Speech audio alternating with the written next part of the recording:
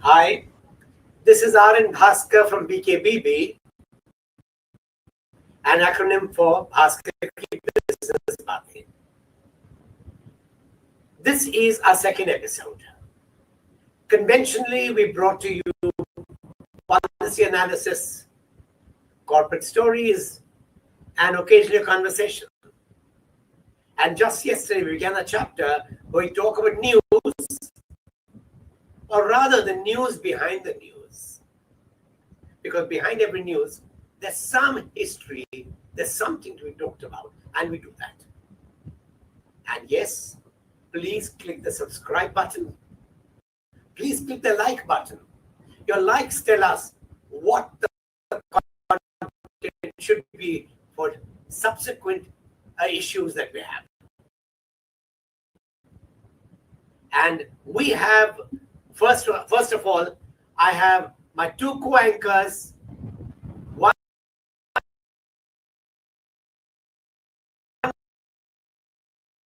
is Katya, and the second is Isha. And today we are going to talk about three headlines. And the three headlines are, the first one is about how India has got two regulators.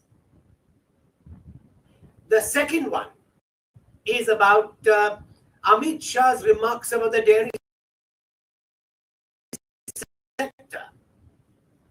And the third one is about how Adani's Mumbai airport has attracted investors. So, can we begin with Katya? Good morning, sir. Thanks for the opportunity. He's the new RBI governor. It was quite unexpected because everybody expected Mr. Shaktikanta Das to continue. And Tuhin Kanta Pandey has also come in the SEBI chief. This was partly expected. Madhabi Puri Butch was expected to go. There was a lot of groundswell against it. There were also rumors as well. But what is common between these two new regulators taking over two big positions in the country, RBI and SEBI, both of them are from the finance ministry. Mr. Malhotra was the former revenue secretary. Mr. Pandey was the former finance secretary. We have actually, what had happened earlier in the earlier rounds, the government had experimented with interesting people who are as the regulators. For example, for example, Madhavi Puri Butch was from the industry. She was an investment banker earlier, and she had brought in a few regulatory changes. We had people who are economists. We had people also from various backgrounds coming, but both of them are career diplomats who have come into the industry. So now, is that going to make any difference? I like to pose the question back to you, sir. So what does the ministry want more control over regulators? Good question. In fact, what's intriguing is that while Shaktikanta Das has been terminated, and he has not been given an extension, he's been inducted back again in the finance ministry. Right. And you've got two finance ministry guys coming and becoming regulators. What is also unusual, what is also intriguing, is that there's one regulator that needed to be appointed as early as 2014, and that was the e-commerce regulator, which is also in the finance ministry's domain. For some reason, we've done everything with e-commerce and with the internet, including banning internet, but we're not appointed a regulator. You can't have transactions at the speed of light without an e-commerce regulator. Right. So, yes, it's good that we have appointed the regulators just in time instead of delaying them, but it's bad that we're not appointing the e-commerce regulator sorely needed. Thanks, Katya. Excellent piece of news. Thanks again. And now we can go to Isha, who will talk about a very interesting statement by Amit Shah. Isha, over to you. Good morning. Hope you're having a lovely start to the day. Thank you for tuning in. Today, I'm going to be bringing you a story from the Hindu titled "For 100% Circularity in the Dairy Sector, Go Beyond Dung and Skin, Dung Process, Skin and Bones." Amit Shah. Workshop organized by the Department of Animal Husbandry and Dairying on sustainability and circularity, Amit Shah, in the inaugural address, directed the National Dairy Development Board to start looking at starting small cooperatives at the village level to process skin and bones of cattle. The dairy sector, making about 4.5% of the country's GDP and more of the agricultural GDP than both rice and wheat combined, is a major moneymaker for rural households engaged in agriculture.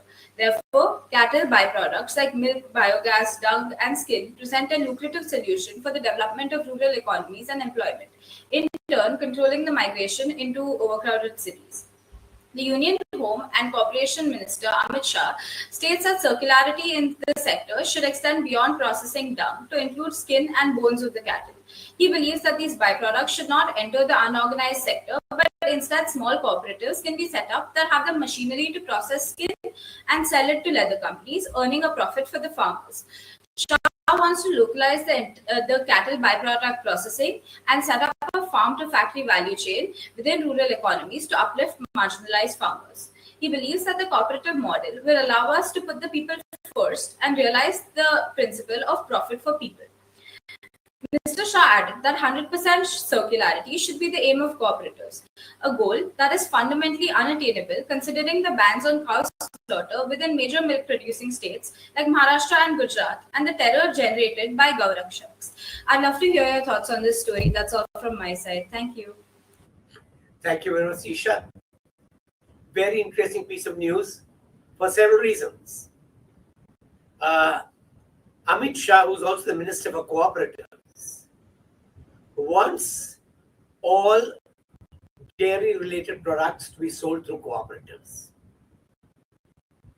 which is a little unusual because milk cooperatives account for just 10% of the national production. When you wait 90% of the milk production in the unorganized sector, to say everything else, even the 90% must come through the 10%, is a little unusual. There's a second problem. You cannot promote and collect bones and skin for the leather and other industries without first easing the norms for cattle slaughter. Next, you'll say even cattle slaughter must go to cooperatives. Not possible. We are talking about regulating everything through the 10% of cooperatives, and the biggest culprit is the non-cooperativization of milk is Uttar Pradesh, which does not want cooperatives. And this is for the last few decades.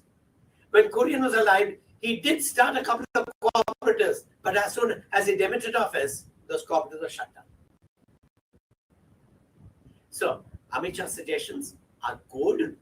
There needs to be some organization, but let's begin with cooperative promotion so that the entire country has cooperatives. And remember, milk is very important because milk's contribution to India's GDP is more than rice and wheat put together.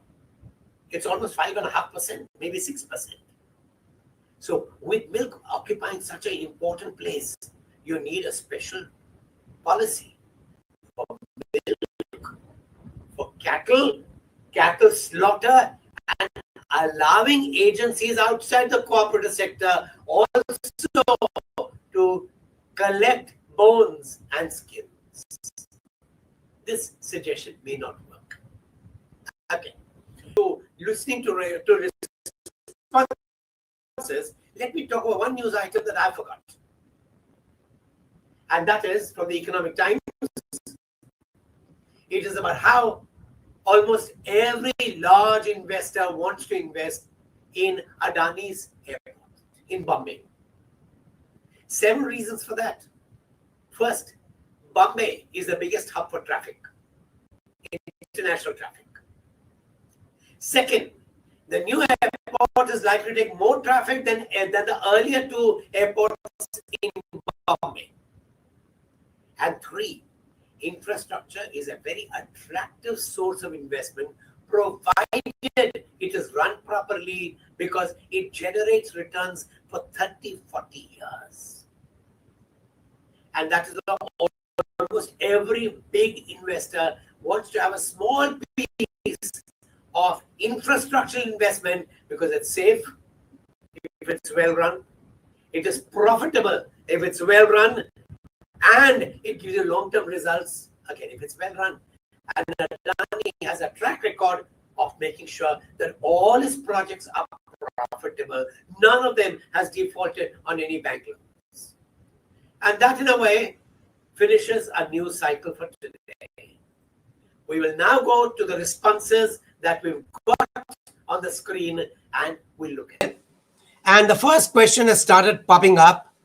And the first question is about, very unusually, about cyber currency, and whether cyber currency will help cyber criminals.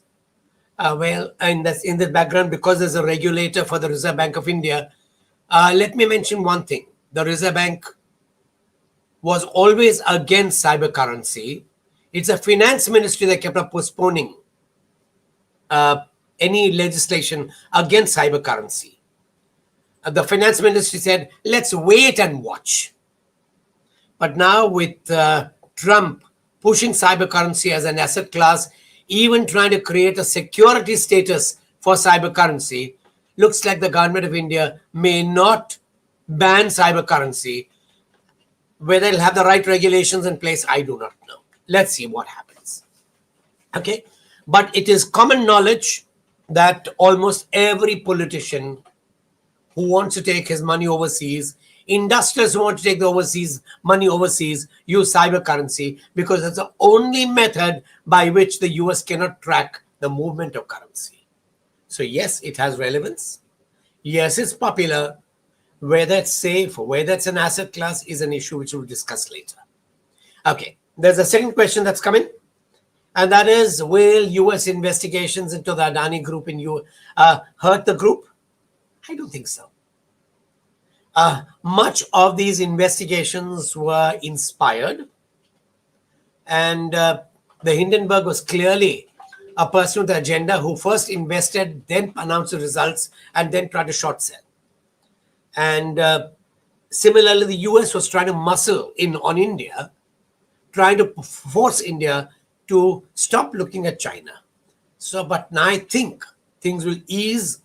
The danger is that even the US knows very well that unfairly trying to target any industrialist will only make India move closer to Russia and closer to China. I don't think that'll matter.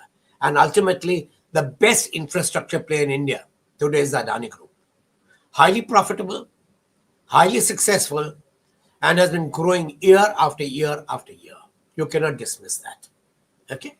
And there's a third question, which is about the leather industry. Is there a way of profits? Leather industry, yes, there's a way for profits. Please remember, leather for India has been a very, very important sector for two reasons. One, it's labor intensive. And two, because of being labor intensive and there's a lot of employment, it is also the most cost-effective export from India.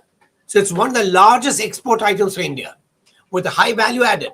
So if you want India to make exports, you have to concentrate on labor-intensive, high value-added items, which is textiles and leather. And the government's cattle slaughter laws are actually hurting leather and are not helping leather. So with this, we end the session for today. And we will see you again tomorrow. Please log in. Please subscribe. And please click the like button. We like that too, because we can bring you better items next time. Thank you very much. Thanks for being with us. Have a great day. See you tomorrow.